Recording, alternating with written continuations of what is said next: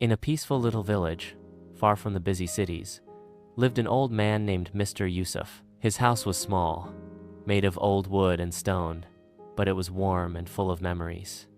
Mr. Yousuf had no family living with him, but he never felt lonely because he had Bruno, his loyal dog. Bruno wasn't just any dog. He had been with Mr. Yousuf for over 10 years. They had found each other on a rainy night when Bruno was just a shivering puppy, abandoned near the forest. Mr. Yousuf brought him home, dried him off, and fed him. From that day forward, they were inseparable. Every morning, Bruno would gently nudge Mr. Yousuf awake. They would walk together to the riverbank, where Mr. Yousuf would sit and fish, while Bruno chased butterflies or napped nearby. In the evenings, they sat on the porch, watching the sunset, sharing quiet moments. The villagers often smiled when they saw the two together. "They're like two old friends," people would say.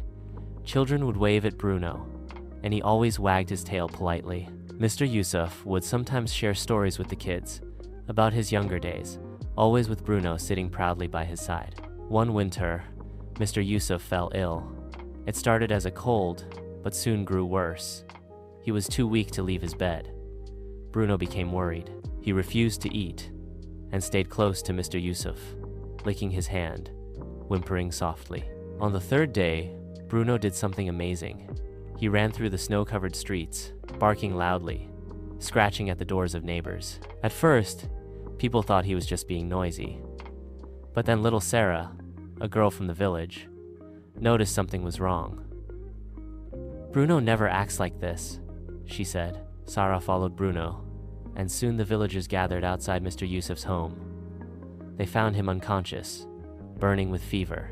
Immediately, they called the village doctor and brought warm food and medicine.